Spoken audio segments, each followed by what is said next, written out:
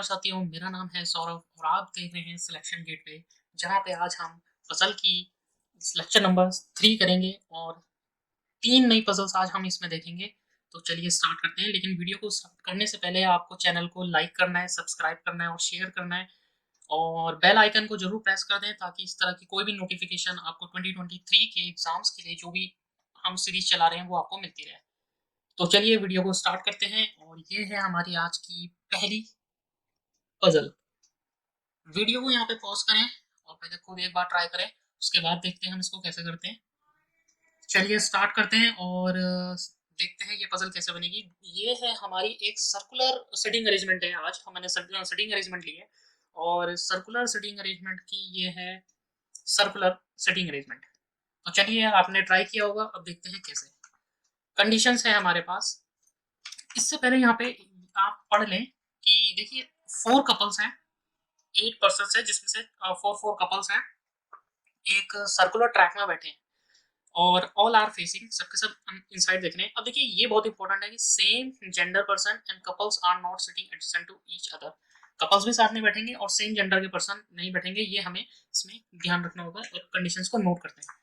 There are 4 couples, 8 persons A B C D E F G and H standing around a circular track. They all are facing inside the circular track. एक circular track में बैठे हैं, same gender persons and couples are not sitting adjacent to each other. 2 persons are sitting between G and A. अब यहाँ से क्या करेंगे, conditions को नोट करते हैं। देखिए 2 पर्सन है G और A के बीच में, G तो 2 छोड़ के A.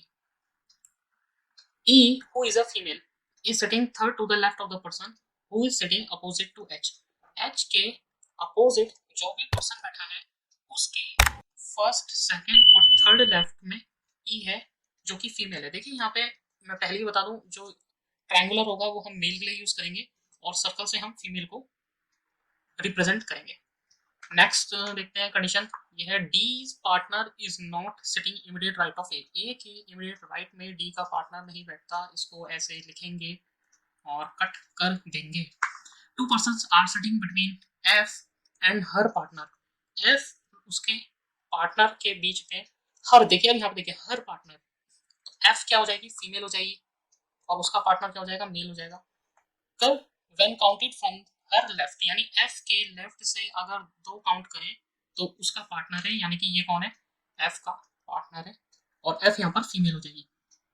D is sitting 4 to the right of the one of the neighbour of E. अब देखिए ई का कोई भी एक नेबर है, ई का कोई भी एक नेबर है, नेबर को ऐसे बॉक्स से बना लेते हैं, ये कोई नेबर है। इन दोनों नेबर के फोर्थ राइट में डी बैठा हुआ है, ये हमने नोट कर लिया। G is sitting immediate left of D, D के इमीडिएट लेफ्ट में जी है, ये भी नोट हो गया। हु कौन होता है हमेशा अपने से पहले वाला, who is facing G partner, D किसको फेस कर रहा है, जी के पार्टनर को फेस कर रहा है। Neither B nor H is in neighbour of A, ना ही बी ना ही एच नेबर है इसके ए के। Neither B nor H is neighbour of A, B और एच में से कोई भी ए का नेबर नहीं है। तो चलिए इसको नोट कर लेते हैं कि बी और एच का नेबर ए नहीं होगा और ऐसे क्रॉस कर देंगे। अब कह रहा है सी मेल है, सी कौन है, मेल। अब देखिए कैसे करेंगे, ये हमारी पजल ये हो चुकी है। अच्छा ये अब देखिए कैसे सॉल्व करते हैं। क्या करेंगे, 8 बॉक्सेस बना लेंगे।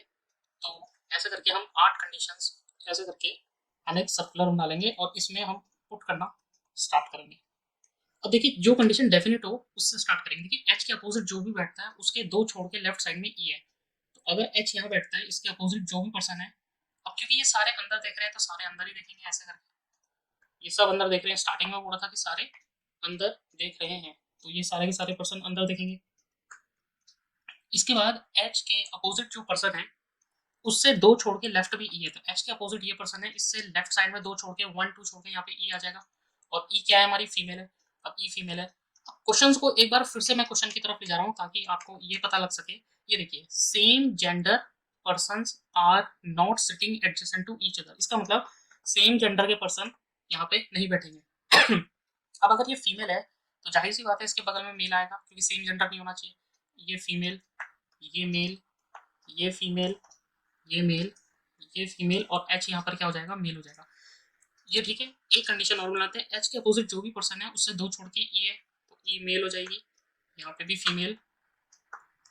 ऐसे करके हम इसमें रिकॉर्डिंग कर लेंगे, यहाँ तक ठीक है। अच्छा अब देखिए, अब क्या करेंगे, ई का जो भी नेबर है उससे 3 छोड़ के राइट साइड पे डी है, तो देखिए ई का नेबर पहली कंडीशन में मान लेते हैं एच है, तो राइट साइड में 3 छोड़ के डी आ जाएगा, 1 2 3 यहाँ पर आ जाएगा डी। जरूरी नहीं है ई का नेबर ऊपर वाला भी हो सकता है, तो इसके राइट साइड में 1 2 3 छोड़ के यहाँ पर आ जाएगा डी। ये ठीक है।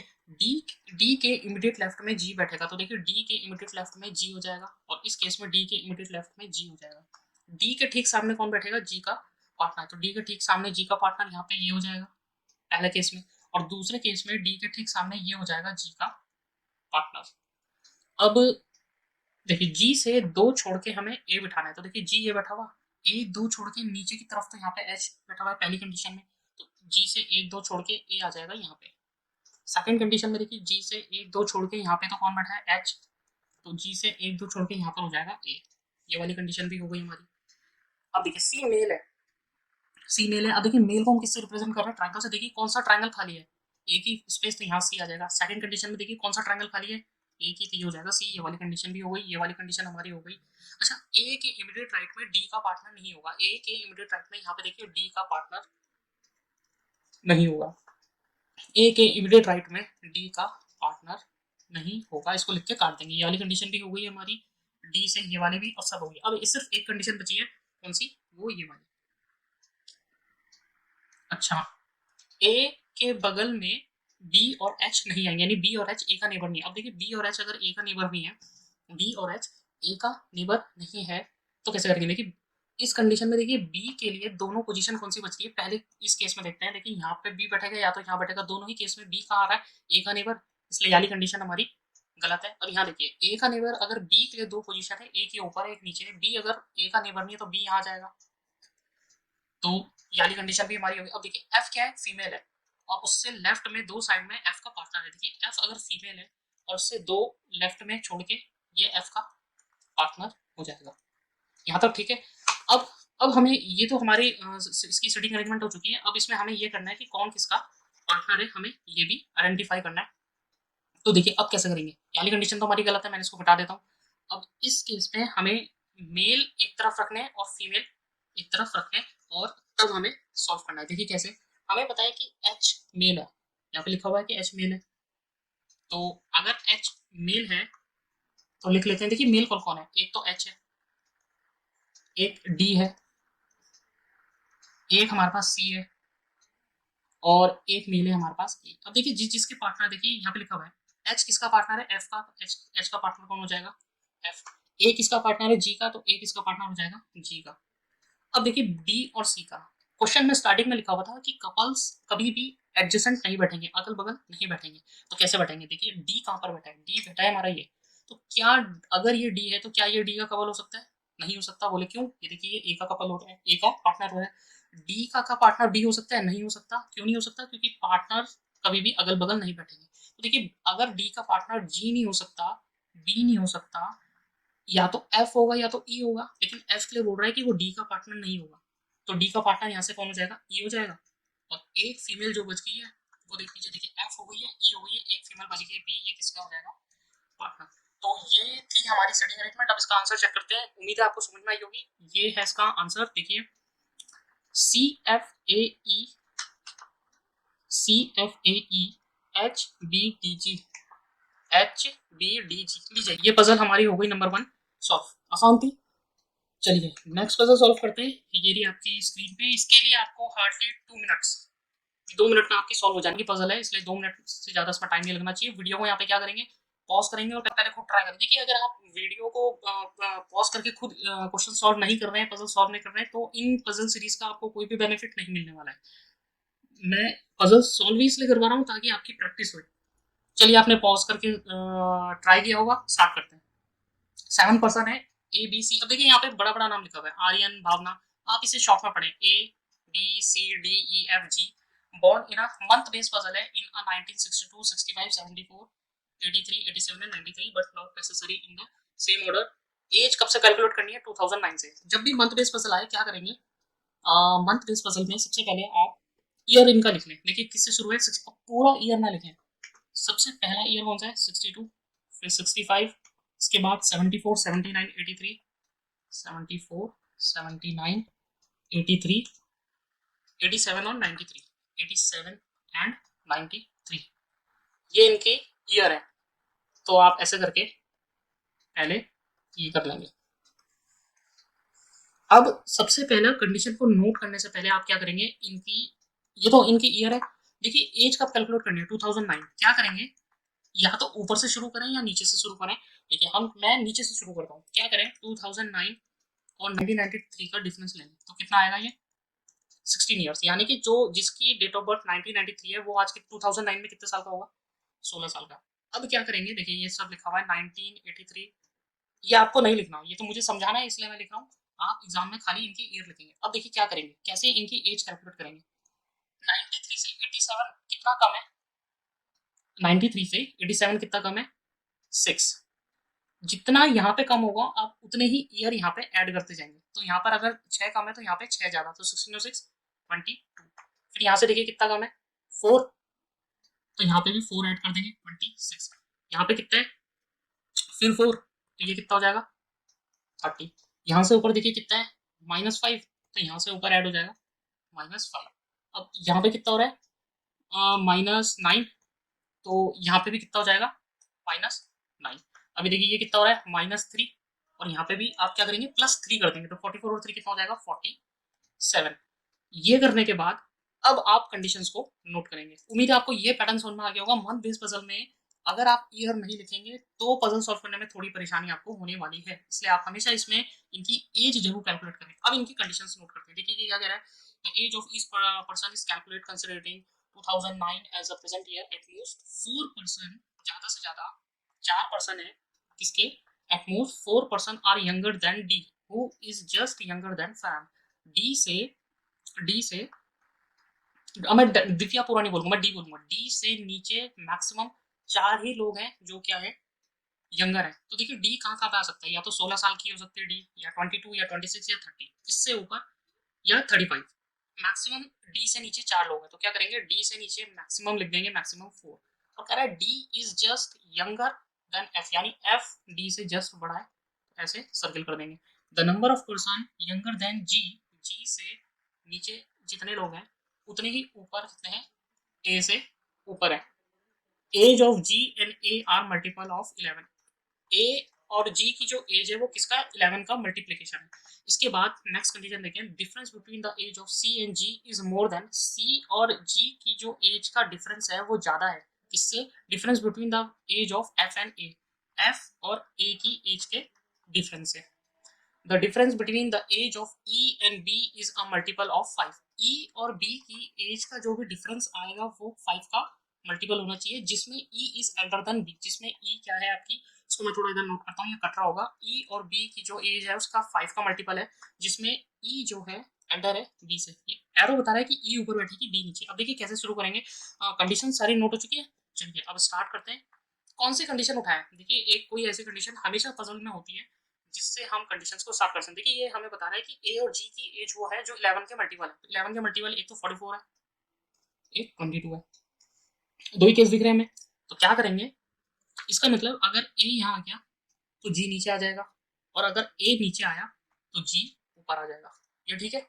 एक केस और बना लेते हैं कि अगर ए ऊपर आया तो जी नीचे आ जाएगा, और अगर ए नीचे रहा तो जी ऊपर आ जाएगा।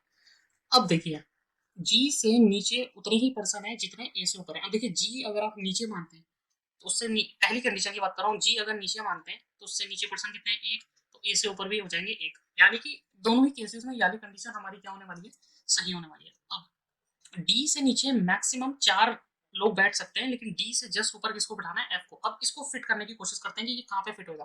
देखिए क्या डी 16 साल का हो सकता है 1993 में, नहीं। इससे ऊपर हमें एफ चाहिए, एफ के लिए स्पेस नहीं है। 22 में डी नहीं आ सकता। 26 में डी को बिठा के देखते हैं, अगर डी यहाँ आ गया तो इससे जस्ट ऊपर क्या हो जाएगा, एफ। लेकिन ऐसा जरूरी नहीं है, डी 30 भी हो सकता है, इससे ऊपर आ जाएगा एफ। अब तीसरी कंडीशन में क्या डी 35 में आ सकता है। देखिए अगर डी 35 में बढ़ जाएगा उससे जस्ट ऊपर एफ बिठाने के लिए स्पेस नहीं है, इसलिए यही हमारी दो कंडीशन बनेगी। अब कैसे करेंगे, अब ये हो गया। अच्छा अब ये देखिए, सी और जी के एज का डिफरेंस लेना है, वो एफ और ए से क्या होना चाहिए, ज्यादा होना चाहिए, पहली कंडीशन। और दूसरा है ई और बी की एज का डिफरेंस 5 का मल्टीपल होना चाहिए, जिसमें ई हमेशा बड़ा होगा डी से। अब देखिए इस कंडीशन को कैसे उठाते हैं, ये देखिए ये वाली कंडीशन है, ई और बी को डिफरेंस ऐसा लेना है कि 5 का मल्टीपल आ जाए, और दूसरा ई हमेशा बड़ा होगा बी से। अब देखिए कैसे करेंगे, मान अपनी मर्जी से मान लेते हैं ई 47 में, अगर ई 47 का हुआ, ई अपनी मर्जी से बिठा देते हैं, अगर ई 47 का हुआ तो देखिए बी कहाँ कहाँ पे बैठ सकता है, फिर बी 35 में भी बैठ सकता है और 16 में भी। देखिए 47 में से 35 को माइनस करें, कितना आ रहा 14, क्या ये 5 का मल्टीपल होता है? नहीं। 47 में से फिर 16 को माइनस करें, कितना आ रहा 31, क्या ये 5 का मल्टीपल होता है? नहीं। इसका मतलब ई को 47 में लेना सही नहीं है। अब ई को लेके देखते हैं एक बार 35 में, ई को 35 में पुट करते हैं और फिर देखते हैं कि क्या ये कंडीशन सही होगी। अगर ई 35 हो गया, अगर ई 35 हो गया तो, और ई हमेशा बड़ा होगा तो जाहिर सी बात है बी 47 हो ही नहीं सकता, क्योंकि ई 35 है। अगर अगर देखिए ई 35 है तो बी के लिए एक ही पोजिशन है 6। अब देखिए इसमें से माइनस करें, इस पहले ये मैं पहली कंडीशन चेक कर रहा हूँ, इसमें से माइनस करें तो कितना बचेगा, ये 15 20 माइनस कर दें तो 15 और 4 19 हो जाएगा। क्या ये होता है? ये भी नहीं होता। 5 का मल्टीपल, इसका मतलब पहली कंडीशन में देखिए हमने ई 47 भी रख के देख लिया, ई 35 भी रख के देख लिया, ई 16 रख लेंगे तो बी के लिए कोई स्पेस ही नहीं बचेगा। ये कंडीशन हमारी हो रही है गलत। अब चेक करते हैं ई को 47 में रख के देखते हैं सेकंड कंडीशन में, अगर ई 47 हो गया तो देखिए बी, क्या बी कौन सा हो सकता है 26, तो 26 पहले माइनस करें इसमें से तो कितना आएगा ये 21। क्या ये 5 का मल्टीपल होता है? नहीं होता। अगर ये 47 हुआ तो ये 16 हो जाएगा, फिर से चेक करें क्या ये 5 का मल्टीपल होता है? नहीं। इसका मतलब ई 47 में गलत हो रहा है। अब ई को 26 में रख के देखते हैं, देखिए ई अगर 26 हो गया तो बी कहाँ जाएगा, बी आ जाएगा 16 में। देखिए इसका इन दोनों का डिफरेंस एज का कितना आ रहा है 10, क्या ये 5 का मल्टीपल होता है? जी हाँ, ये 5 का मल्टीपल होता है। इसका मतलब ई यहाँ पर आएगा और बी यहाँ पर आएगा। यहाँ तक ठीक है। अब देखिए, अब जाहिर सी बात है या तो ए ऊपर होगा, अब देखिए इनमें से ए जी इन दोनों किसी एक पोजीशन में आने वाला है, सी के लिए कौन सी पोजीशन बन रही है ऊपर से, यहाँ तक सही है पजल। अब क्या करेंगे, अब इसके बाद चेक करते हैं, अब हमें ये वाली कंडीशन देखनी है जिसमें बोला है कि सी और जी का डिफरेंस हमेशा ज्यादा होना चाहिए एफ और ए के डिफरेंस से। अब देखिए इस कंडीशन को कैसे चेक करेंगे, सी कितना है 47 है। अब देखिए या तो ए ऊपर होगा या तो जी ऊपर होगा 44 वाली एज में, तो मैं मान लेता हूँ कि अभी यहाँ पे कौन है 44 में जी है, तो जी का भी मैं मान लेता हूँ 44। अगर जी 44 हो जाएगा तो ऑटोमेटिक ए कितना आ जाएगा 22। अभी हम मान के देख रहे हैं कि क्या सही है। अब वो कह रहा है कि सी और जी का एज डिफरेंस, तो देखिए इन दोनों का एज डिफरेंस कितना होता है 3 साल। ये हमेशा ज्यादा होना चाहिए एफ और ए की। एफ की एज कितनी है 35, और देखिए एफ और ए का डिफरेंस क्या 3 साल से ज्यादा है, इसका तो हो रहा है 13 साल। इसका मतलब ये कंडीशन हमारी गलत हो रही है, क्योंकि सी और जी की कंडीशन में सी और जी का एज डिफरेंस हमेशा ज्यादा होना चाहिए। यहाँ पे जी को 44 लेके ये कंडीशन हमारी गलत हो रही है। तो अब दूसरी कंडीशन चेक नहीं करेंगे यहाँ पे, क्योंकि हमें पता लग गया जी ऊपर रखने पे कंडीशन गलत हो रही है। तो जाहिर सी बात है जी कहाँ पर आएगा नीचे, यानी जी यहाँ पर आएगा और ए यहाँ पर आएगा। और ये जैसे ही हम इस कंडीशन को रखेंगे हमारी पजल हो जाएगी सॉल्व। देखिए ये पजल हमारी हो चुकी है सॉल्व। अब आंसर चेक करते हैं इस पजल का कि आंसर क्या आ रहा है। ये देखिए C A F D, C A F D E G B, E G B, ये लीजिए ये पजल हमारी हो गई है सॉल्व। उम्मीद है आपको समझ में आई होगी। चलिए एक और पजल देखते हैं, और ये है हमारी मंथ बेस्ड पजल है। ये वीडियो को यहाँ पे क्या करेंगे पॉज करेंगे और ट्राई करें मैक्सिमम 2 मिनट्स, इससे ज़्यादा इस पजल में टाइम लगना नहीं चाहिए। चलिए स्टार्ट करते हैं। उम्मीद है आपने ट्राई किया होगा एक बार, अब हम भी करते हैं। Persons name A B C D E F G H were born in different month, March, May, July and September, but not necessary in the same order, and the person one born on 20 and 23। अब देखिए कैसे करेंगे इसको। हमें पता है कि हर महीने में 20, 23, 20, 23, 20, 23 और 20 और 23 है। अब ये पैटर्न सीखिए कि पैटर्न कैसे बनाना होता है। हर महीने के 2 तारीख है, हर महीने की 2 तारीख है, तो 2 तारीख बनाएंगे और एक लाइन ऐसे एक्स्ट्रा बाहर जरूर निकालेंगे। एक्स्ट्रा क्यों निकालेंगे, देखिए महीना कौन सा है मार्च, मार्च मई जुलाई सितंबर, मार्च मई जुलाई और सितंबर, यानी मार्च में 2 तारीख, मई में 2 तारीख, ऐसे करके आप कंडीशन बना लेंगे। और जो मंथ बेस्ड पजल में बहुत इंपॉर्टेंट चीज़ है जो आप हमेशा ध्यान रखेंगे वो ये है कि इनके आगे दिन लिखेंगे कि मार्च में कितने दिन आते हैं 31, मई में कितना आते हैं 31, जुलाई में 31 और सितंबर में कितना आते हैं 30। ये लिखने के बाद अब कंडीशंस को नोट करते हैं। No two person were born on the same date of a month. G was born in a month that has 30 days, but he is not the youngest. G जो है उस महीने में बैठता है जिस महीने में 30 तारीख आती है, लेकिन वो यंगेस्ट नहीं है। अब देखिए जी उस महीने में बैठता है, हमें बता दिया गया है कि जी किस महीने में बैठता है 30 तारीख। देखिए 30 तारीख वाला एक ही महीना है, लेकिन वो यंगेस्ट नहीं है। मतलब यंगेस्ट का मतलब जो जितना 20 सितंबर वाला बड़ा होगा कि 23 सितंबर वाला, ऑब्वियस सी बात है 20 सितंबर वाला, लेकिन वो कह रहा है कि जी यंगेस्ट नहीं है, तो जी कहाँ जाएगा यहाँ पे। इसके बाद F was born on a date which is a multiple of 5. F उस महीने में हुआ है जिसमें 5 का मल्टीपल है, और वो भी कौन सी डेट। तो जाहिर सी बात है 5 के मल्टीपल में 20 तारीख है, तो उसके आगे हम डायरेक्ट लिख सकते हैं कि F किस आएगा 20 में आएगा। हर महीने की 20 तारीख में F का हुआ है। अब वो कौन सी है, मार्च भी हो सकता है, मई भी हो सकता है, हमें नहीं पता, तो हम लिख देंगे F 20 में हुआ है। इसके बाद the number of person born before E is same as the number of person born after D. E से पहले जितने लोग हुए हैं उतने ही लोग D के बाद हुए हैं, ये सही है। इसके बाद H was born in March on an odd date just before A. Just before A. H मार्च पे हुआ है, वो भी कौन सी ऑड वाली डेट में, और जस्ट बिफोर A यानी A के जस्ट बाद हुआ होगा, तो ऐसे नोट कर लेंगे। 3 person were born between D and C. D और C के बीच में 3 लोग हैं, तो वैसे यहाँ पे नोट कर लेते हैं कि D 1 2 3 C. हु कौन होता है, जस्ट अपने से पहले वाला, यानी यहाँ पे हु कौन है, यहाँ पे हु है हमारा C, यहाँ पे हु कौन है C. Who was not in a month of May. जो C वाला है वो मई के महीने में नहीं हुआ है, तो क्या करेंगे, देखिए यहाँ पे लिख देंगे C क्या कह रहा है, 3 person were born between D and C. D और C के बीच में 3 लोग हैं। Who was not born in a month of May, यानी C मई के महीने में नहीं हुआ, तो मई का महीना कहाँ है, ये रहा, यहाँ पे C नहीं आ सकता, यहाँ पे C नहीं आ सकता, काट देंगे। फिर कह रहा है neither D nor C was born in March. ना ही D ना ही C मार्च में हुआ है, तो देखिए यहाँ पे D और C नहीं आ सकते, यहाँ पे D और C नहीं आ सकते, काट देंगे। अब देखिए ये दो कंडीशन चल रही है, हमें पता है D 3 छोड़ के C आना चाहिए। अब देखिए D 3 छोड़ के C आना चाहिए, क्या D 20 मार्च में आ सकता है, नहीं। 23 मार्च में नहीं, 20 मई में नहीं, 23 मई में बिठा के देखते हैं क्या D यहाँ आ जाएगा। अब देखिए D को अगर यहाँ बिठाएंगे तो 1 2 3 ऊपर तो है नहीं, तो नीचे 1 2 3 यहाँ पर आ जाएगा C। तो बोले आपने 23 में C को क्यों नहीं उठाया, देखिए मना कर रहा है। और नीचे देखते हैं क्या D यहाँ आ सकते हैं, अगर यहाँ बिठा देंगे तो 1 2 3 नीचे बिठाने के लिए C हमारे पास नहीं है, तो D यहाँ पे नहीं बैठ सकता। D यहाँ पे अगर D को यहाँ बिठा देंगे नीचे तो 1 2 3 नीचे तो 3 है नहीं, तो 1 2 3 क्या ऊपर C आ सकता है, ऊपर C आ जाएगा, लेकिन देखिए C को मना कर रहा है, तो D यहाँ पे भी नहीं बैठेगा। इसके अलावा D के लिए और कोई पोजीशन नहीं है। अब देखिए यानी कि ये वाली कंडीशन हमारी गलत हुई है, ये कंडीशन पोजीशन हमारी सही है। अब F को उस महीने में बिठाना है जिस महीने में 20 तारीख होगी। देखिए 20 तारीख कौन सी, क्या 20 सितंबर खाली है, नहीं, 20 जुलाई खाली है और 20 मार्च खाली है। इसके बाद लिखा है कि G उस महीने की 30 तारीख में आएगा, जी आ चुका है। D से 3 छोड़ के हमने C बिठा दिया। अब देखिए D से नीचे जितने पर्सन है उतने ही E से ऊपर होने चाहिए, तो D से देखिए कितने पर्सन है 1 2 3 4, अगर D से नीचे 4 पर्सन है तो E से ऊपर भी कितने होंगे 4, 1 2 3 4 E आ जाएगा यहाँ पे।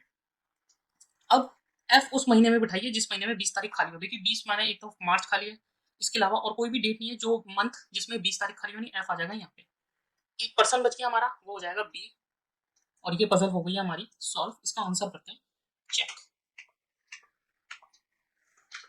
FHADE DGC, FHAD EDGC EDGC, तो ये लीजिए ये हो गई है हमारी पजल सॉल्व, और ये पजल हमारी सॉल्व हो चुकी है, और उम्मीद है आपको ये तीनों पजल्स आज की समझ में आई होगी, और ये पजल्स की हमारी डेली प्रैक्टिस हमारी चलती रहेगी। इसी तरीके से उम्मीद है आपके 2023 में जो आपके बैंक एग्जाम होने वाले हैं उसमें ये पजल की सीरीज आपको बहुत हेल्प करेगी। तो चैनल को लाइक सब्सक्राइब एंड शेयर जरूर करें, और मिलते हैं ऐसे ही नेक्स्ट पजल सीरीज के साथ, और बढ़िया पजल लेके आएंगे। मिलते हैं नेक्स्ट वीडियो में।